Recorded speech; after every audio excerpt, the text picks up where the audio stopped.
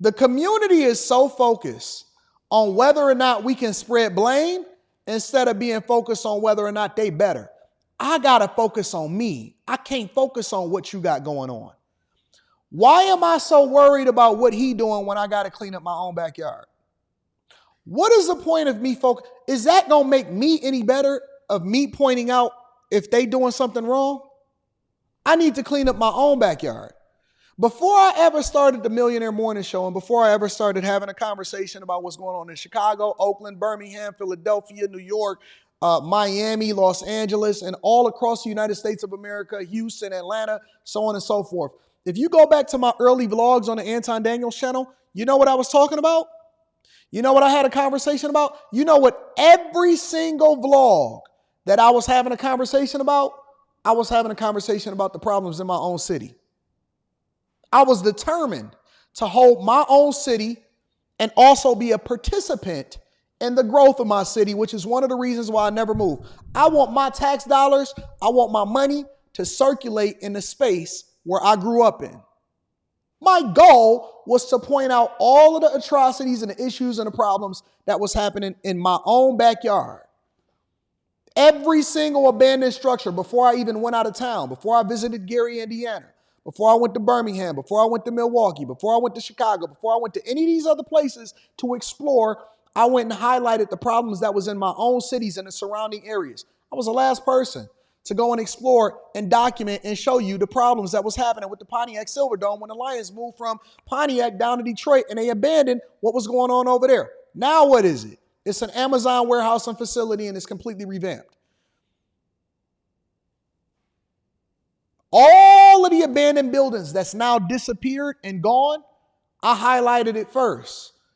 I was the Urbex community guy that was running around in the whole city. Before y'all ever knew me on the Millionaire Morning Show, before you ever discovered me, I was documenting the problems that was in my home city. They all still up there.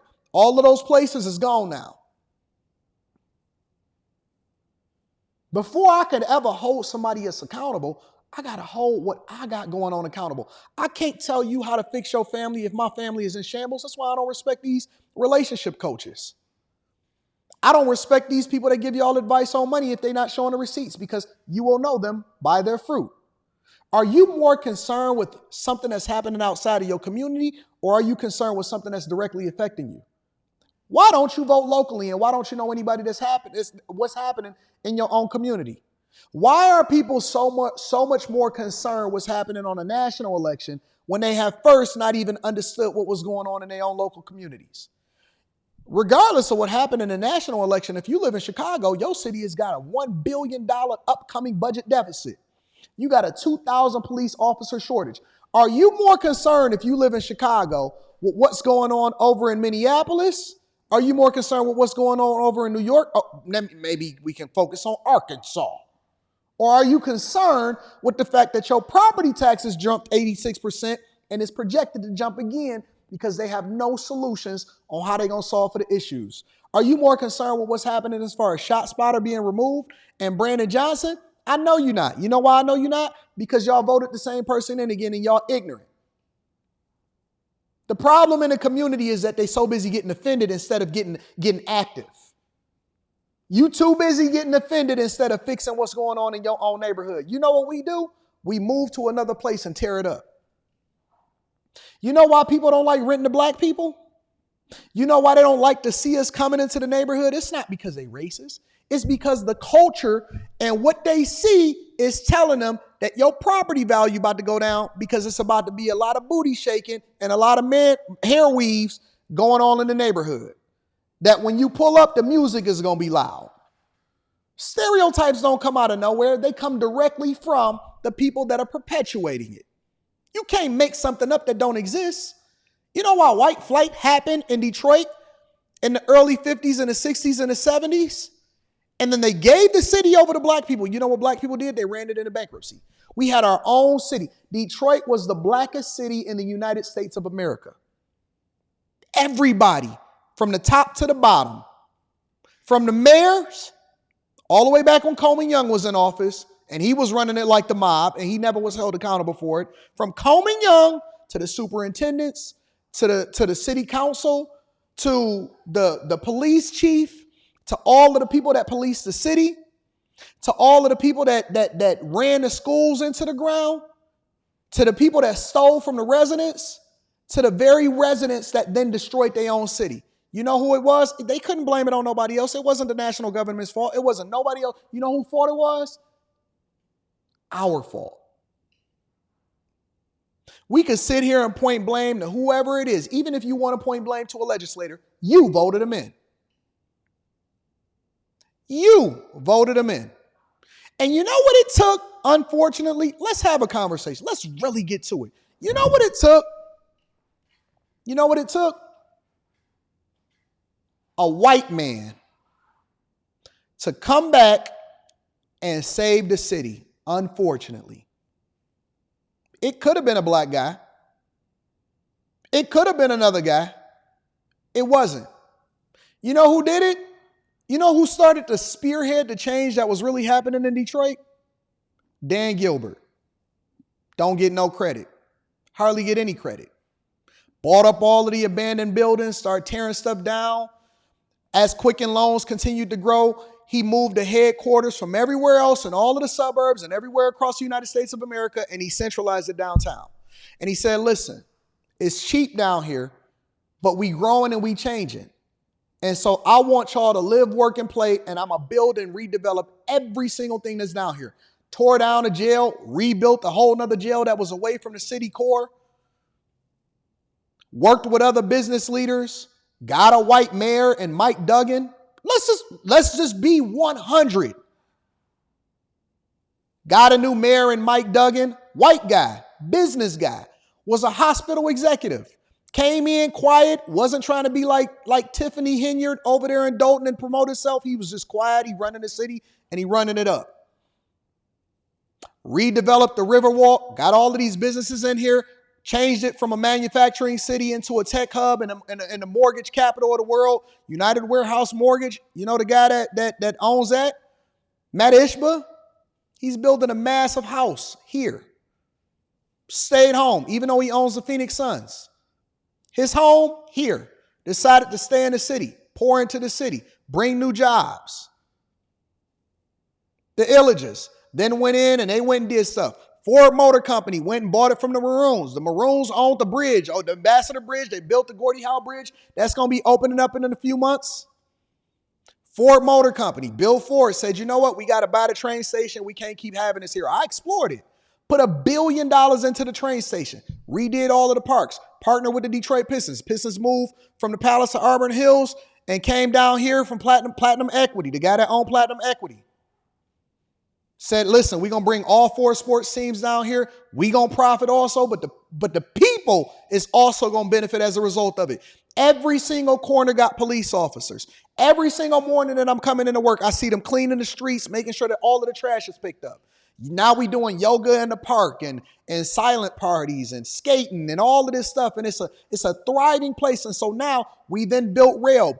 Roger Penske and all of the businesses started to partner in order to create light rail. And now we got a public transportation system that's free. A new police chief, stamping out crime, higher tax rolls. We operating at a surplus when all of the rest of these cities is falling. A lot of the other smaller business leaders partnered with the bigger business leaders, and we decided we wanted to invest. We wanted to stay home. We didn't want to continue to farm out all of our talent and take it to Atlanta and Houston and stuff like that. You know what we did? We created a better environment so that our children would be able to thrive here. Built new high schools. Started with the infrastructure. All of the roads is being redone and paved. And so we had to take responsibility for what was happening in our own backyard. And it's not all the way what it need to be yet, but we getting there. We focus, we working. We gonna get there. We working. And we get pissed off when we see stuff happen and we see crime happen or we see people embarrass us. Everybody, even the thugs, even the gang members, when the draft was here, you was not going to do nothing because we not going to have a black eye on our city. We take pride in what we got going on. And when we see stuff happen, we get pissed and we start holding people accountable. Hey, man, look, we passed that. We tired of that. We went through that, boss. Not worried about what they got going on over there and what they got going on over here. We gonna invest in our own right here, right now. We ain't running from it. We owned it. We took responsibility for the things that our parents and our great-grandparents did, and they lost the whole city, but we gonna rebuild it up completely. We learned from our mistakes and we made the adjustments, but we had to acknowledge that we was at the bottom of the barrel and we messed up. So the minute that you then take responsibility, because you can't even go into AA without them saying, hey, listen, you ain't going to be in the path to recovery unless you acknowledge, hi, my name is Points of Hefe, Points of View, and I'm an alcoholic. You looking out the window instead of looking in the mirror is not going to solve for your problems. I will tell you that right now. And again, most people in most communities know who the people that's doing the worst things in their society. They know who the jack boys are. They know who the killers, the dealers, the stealers, and all of the people that's doing and tearing up the community. The minute that y'all take responsibility for it and stop looking at identity politics in order to justify your bad behavior, you will get better results. I'm cool with people calling me out on my BS. I'm cool with people saying, Anton, this is what I don't like about you. You know why? Because it forces me to do some internal investigation to figure out if I'm doing what I'm supposed to do so I can do what I can do and be great for everybody else. Fix your own home, get the beam out of your own eye, pick up your own trash off your own lawn, pay your property taxes, stop driving, stop going out there and scamming and stealing from everybody else. And if we catch you doing something you're not supposed to do, we calling the police. You going to jail. And hopefully you get some act right before you get out. But you're not coming into our sphere. You're not going to come into our city and tear it up. So I would suggest that people, especially black culture and the black community, stop focusing on what they think somebody else is doing to them, because I guarantee you, you are 1 million times more likely to catch an L from somebody that looks like you in your own community than somebody that don't look like you that you ain't never gonna go visit. Y'all was so worried about what's going on in Nashville. They're marching with the Confederate flag. You ain't never been. You don't even know what Nashville look like. You ever been to Vanderbilt University? Look, it's racism. Look what happened in North Carolina. You ain't never been to North Carolina. You don't even know what it looked like. Look, little hood rat right here don't even like you, and he your neighbor. He can't wait for you to come outside. He's sitting in your backyard with a mask on, with a Pooh Shiesty mask. Homie right next door to you is trying to kill you. Give a piss about what's happening in Nashville. I don't plan on going to Nashville no time soon. I got to fix home. Look at that woman out there. She's being disrespectful to her man. Meanwhile, you go home and you hate going home because you don't even like your own chick. Your chick cuts you out every time. You can't even get no control of your own woman. Your own woman is disrespecting you every single day, on camera and off camera. And you going to sit here and talk to me about giving relationship advice. You can't even get your own home in order. Why would I take relationship advice from people that's been 3 times divorced? Why would I take financial advice from people that's broke?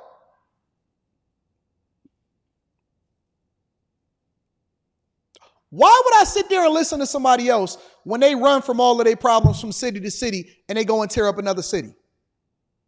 You want me to take real estate advice from a squatter too? And until you fix it, I'm going to keep calling it out. And I'm calling it out because I love you and I want you to do better. I'm calling it out because I want you to do better. Time to put away all of the excuses. That's dead. Stop blaming it on racism. It's not. Don't nobody hate you except for your own mama. Don't nobody hate you except for your own mama. It's racist. It's a system. No, your mama. Your mama. Your mama didn't like you. That's why she named you Quanamasha. Knowing you wasn't going to be able to get a job when you got older. Your mama didn't like you, and that's why she broke up her family. Knowing that you was 10 times more likely to go to jail and join a gang.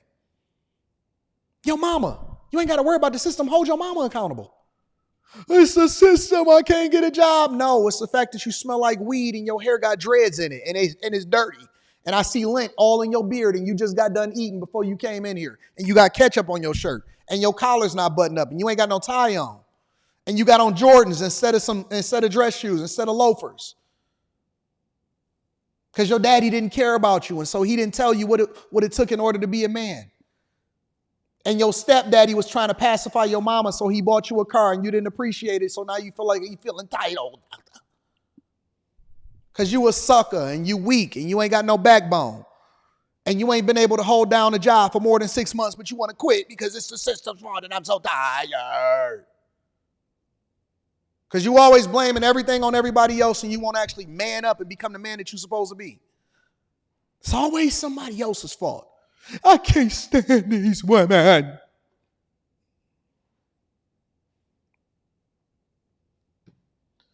Anyways, let me get back to the show. I'm sorry.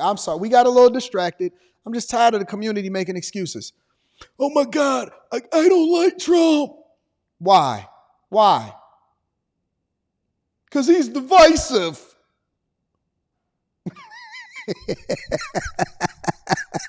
He's divisive. What? So who you voting for? I'm voting for Kamala Harris. Because I don't like Project 2025. Hey, tell me what's in that 933-page document in Project 2025. I mean, D.L. Hughley said that they're going to get police immunity. Idiots. A bunch of dummies walking around giving their opinion on something that they don't know. We're 2025. Did you see Kamala Harris on Oprah's panel? Did she not look like a whole fool or half a fool? You going to follow her into being president of the United States of America. Biden is completely incapacitated, can't talk. Yeah, because give me that Trump hat.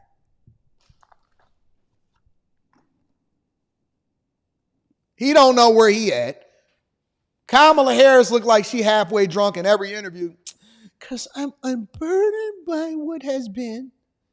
And that's why my economic plan for all is going to give $6,000 to single baby mamas. But we do want you to have the option to terminate your pregnancy in the 7th month. Either you want good families or you want to terminate the pregnancy. Which one is it?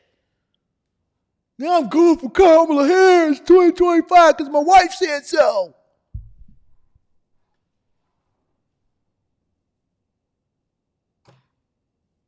Which one is it? What we gonna do? Which one you going with? Which one you going with? Pregnancies, reproductive rights.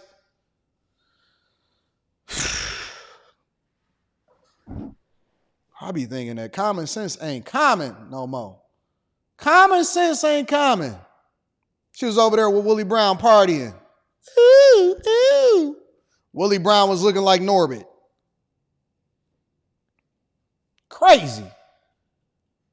Unreal. Just picking anything. I'm voting all blue. Down ballot. Why you voting blue? My mama told me to.